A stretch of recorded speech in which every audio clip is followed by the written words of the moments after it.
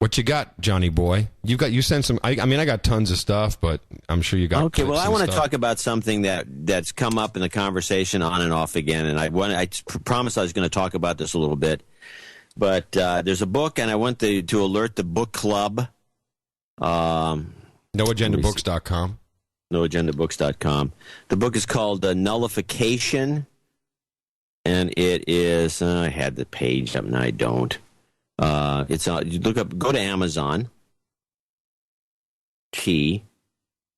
Amazon. Get to the point of the book. We'll find the book, okay? We'll find it. The point of the book, you know how we've been hearing, when people talk about, let's see, the Tea Partiers, I'll ask you, I'll grill you. Okay. When Tea Partiers talk about the Constitution, what are they talking about? About the Constitution. What about it? Well, what's the big deal about the Constitution? We have a Constitution, and so what are we doing wrong that the Constitution has to be mentioned in every sentence? I don't think half the Tea Parties know why. So okay, it has to do with the 10th Amendment. Oh, about the states' rights, essentially.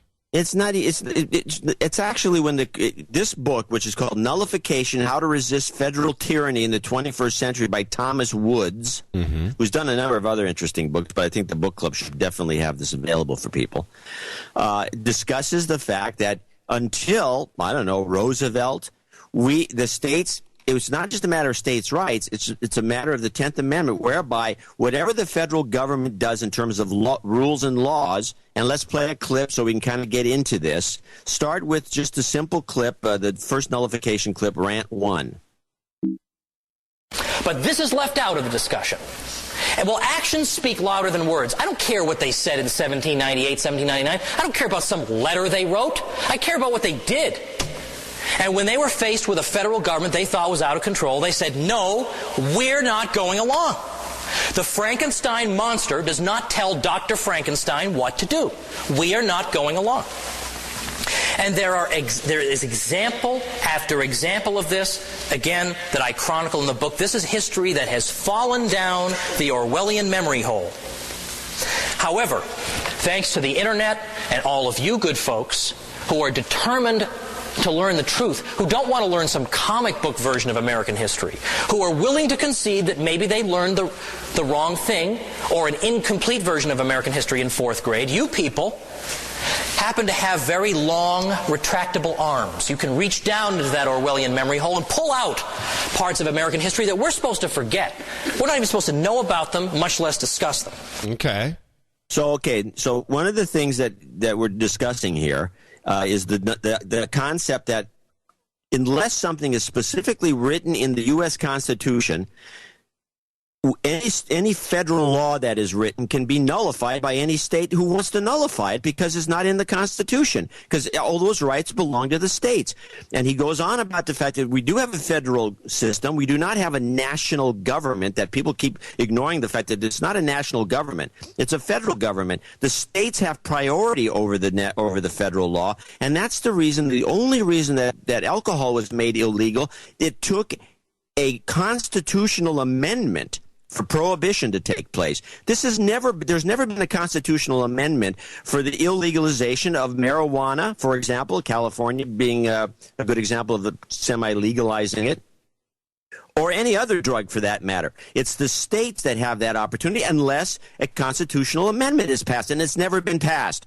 So the fact that the feds come into California and they start busting people for drugs when the Californians say that it's fine is completely an abrogation of their responsibilities as a federal government. And this is what's going on and is being accepted. Now, this guy in this book outlines this better than anyone I've ever seen. This is really what they're talking about when they're talking about the Constitution. And it is kind of about states' rights, but it's more to it than that. It's about the system that we've created. Play clip 3. Oh, I had clip 2 ready. Sorry about that. I'm sure you would. Yeah, here we go. Okay, I'm liking this, by the way. Let me just, while I'm getting that ready. So, when the Tea Party, who I'm sure a lot of them don't understand, but the Constitution of the United States, essentially everything else can be overridden by the states, and that's this guy's point is if the feds come in to bust marijuana shops, of which there's no constitutional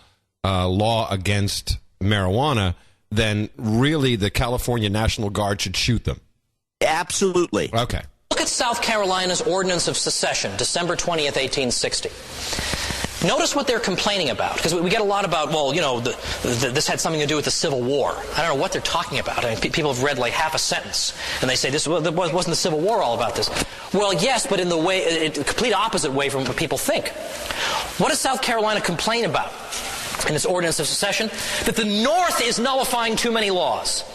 You talk about nullification today, and people say, oh, that's some crazy Confederate idea. What are you, some kind of evil Confederate who wants to enslave people? I mean, again, this is the sort of Pravda propaganda we have to deal with here. Like, people won't even have an honest debate with you. They just reduce it to this sort of Pravda kind of language. But in fact, look at the reality. The reality is the South is upset that the North is nullifying. The North is nullifying the fugitive slave laws. So this is not a Southern doctrine. This is not a Northern doctrine. It's an American one. This was the point of the American Revolution, to create a society that consisted of a collection of self-governing communities, not one single consolidated whole. The world was lousy with those. The world already had 1 million of those, where the government of France dictates to all of France. The world already had that. You know, the United States was trying to be a little bit unique. And we've thrown this legacy away completely. I like this guy. This is a Thomas E. Woods Jr. Yeah. Nullification, How to Resist Federal Tyranny in the 21st Century. This guy is laying it down. What a smackdown. This is great. Now, John, first of all, thank you very much. This is what No Agenda is all about. Exposing you to people who actually can tell you the truth and assassinate the stupid media and the bull crap that we've been living under. And this is the same can be said for Obamacare. And everything, and almost anything the all of feds this. do. Yeah. If it's not in the Constitution specifically.